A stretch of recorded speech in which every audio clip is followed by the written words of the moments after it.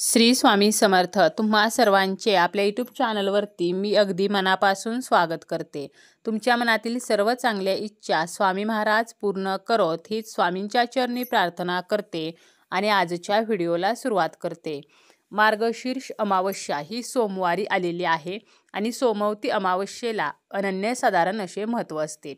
या दिवशी आपल्याला गाय किंवा जर गाय नसेल तर कुत्र्याला एक वस्तू जी आहे तर ती खायला द्यायची आहे, ज्यामुळे पितृदोष नष्ट होतील.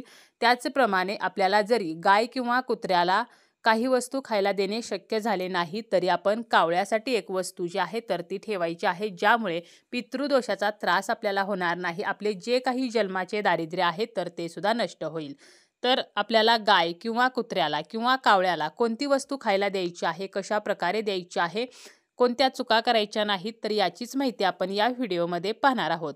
व्हिडिओला सुरुवात करण्या अगोदर तुम्ही जर चॅनलवरती नवीन असाल आणि पहिल्यांदाच माझे व्हिडिओ पाहत असाल तर चॅनलला सबस्क्राईब करा. व्हिडिओ माहितीपूर्ण वाटला तर व्हिडिओला लाईक करा. सोमवती अमावस्या जी आहे तर ती सोमवारी येत असते आणि या दिवशी आपण खास पितृदोष नष्ट होण्यासाठी उपाय जे आहेत तर ते करू शकतो.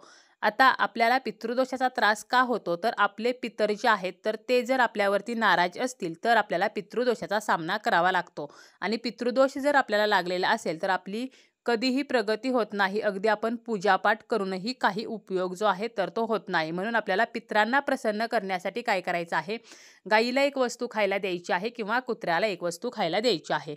आता गाय जी आहे तर तिला आपल्या हिंदू धर्मामध्ये अनन्यसाधारण असे महत्त्व आहे.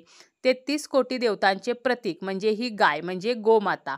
आपल्या घरी गाय असेल, आजूबाजूला असेल किंवा गोशाळेमध्ये जाऊन आपल्याला ही वस्तू खायला द्यायची आहे. जेव्हा आपण स्वयंपाक करतो, स्वयंपाकामध्ये जर आपण चपात्या करणार असू तर आपल्याला पहिली जी चपाती असणार आहे तर ती गाईसाठी बनवायची आहे. अगदी पहिली जी आपण पोळी बनवतो तर ती गाईला ठेवायची आहे आणि या चपातीला किंवा पोळीला आपल्याला काय करायचं आहे तर तूप लावायचं आहे. आणि ही जी पोळी आहे तर ती आपण जेव्हा गाईला खायला देणार आहोत तर त्या अगोदर आपल्याला काय करायचं आहे, आपल्या देवघरासमोर बसायचं आहे. एका प्लेटमध्ये आपल्याला ती चपाती किंवा पोळी ठेवायची आहे. श्री हरी विष्णू माता लक्ष्मीचं स्मरण करायचं आहे आणि आपल्या जीवनातील समस्या नष्ट व्हाव्यात म्हणून प्रार्थना करायची आहे. आणि आपल्याला एक गुळाचा खडा जो आहे तर तो घ्यायचा आहे आणि तो आपल्याला या चपातीवरती ठेवायचा आहे. आणि आपल्याला श्री हरी विष्णू माता लक्ष्मीला प्रार्थना करून झाल्यानंतर आपल्या घरी गाय असेल तर त्या गाईला किंवा गोशाळेमध्ये जाऊन गाईच्या पायावरती सर्वप्रथम पाणी ओतायचं आहे. पायाला आणि कपाळाला हळदी कुंकू लावायचं आहे आणि यानंतर हा घास जो आहे तर तो गाईला द्यायचा आहे. गाईच्या शरीरावरती जो उंचवटा असतो त्यावरून आपल्याला हात फिरवायचा आहे, कारण त्या ठिकाणी सूर्यकेतू नाडी असते आणि इथून जर आपण हात फिरवला तर आपल्या मनोकामना गोमाता पूर्ण करत असते.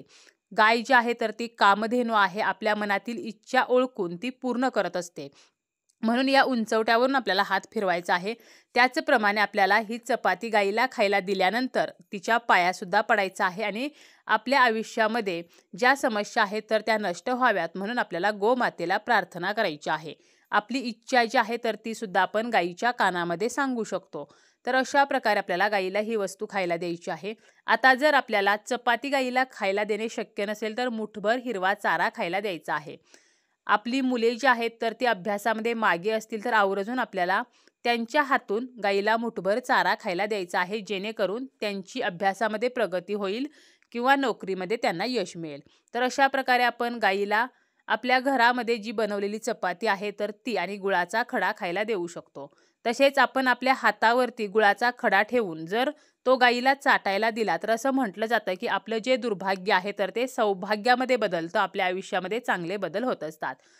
त्याचप्रमाणे आपण कुत्र्याला कोणती वस्तू खायला द्यायची आहे तर ज्याप्रमाणे पहिली पोळी गाईला त्याप्रमाणे शेवटची पोळी जी आहे तर ती कुत्र्यासाठी आपल्याला बनवायची आहे. आता काय करायचं आहे, शेवटची जी पोळी आपण कुत्र्याला बनवणार आहोत तर त्यामध्ये आपल्याला साखर घालायची आहे, म्हणजे गोड पोळी आपल्याला बनवायची आहे. आणि या पोळीला मात्र आपल्याला मोहरीचं तेल लावायचं आहे. ज्याप्रमाणे गाईच्या पोळीला आपण तूप लावलं त्याप्रमाणे कुत्र्याच्या पोळीला मोहरीचं तेल लावायचं आहे. यानंतर आपल्याला काय करायचं आहे, ही पोळी बनवून झाल्यानंतर आपण जेव्हा कुत्र्याला खायला देणार आहोत तर त्या अगोदर एका ताटामध्ये किंवा प्लेटमध्ये ठेवायची आणि देवघरासमोर बसायचं आहे. गणपती बाप्पा, श्री विष्णू, माता लक्ष्मी यांना नमस्कार करायचा आहे. महादेव, पार्वती यांचं सुद्धा स्मरण करायचं आहे. त्याचप्रमाणे शनिदेवांना नमस्कार करायचा आहे आणि शनिदोष कमी व्हावा म्हणून प्रार्थना करायची आहे. तसेच आपल्याला आपले जे पितर आहेत, आपले जे पूर्वज आहेत, तर त्यांचं सुद्धा आपल्याला स्मरण जे आहे तर ते करायचं आहे. आणि आपल्याकडून नकळतपणे आपल्या पितरांच्या बाबतीत, आपल्या पूर्वजांच्या बाबतीत जर काही चुका झाल्या असतील तर त्यांनी आपल्याला क्षमा करावी अशी आपल्याला क्षमा प्रार्थना सुद्धा करायची आहे. आणि आपला जो काही पितृदोष आहे तर तो नष्ट व्हावा म्हणून आपल्याला प्रार्थना करायची आहे. आणि यानंतर आपल्याला यमदेवांचं स्मरण करायचं आहे आणि ही पोळी जी आहे तर ती कुत्र्याला नेऊन खायला द्यायची आहे. शक्य असेल तर काळ्या कुत्र्याला द्या, काळा कुत्रा नसेल तर कोणत्याही कुत्र्याला आपल्याला खायला द्यायची आहे.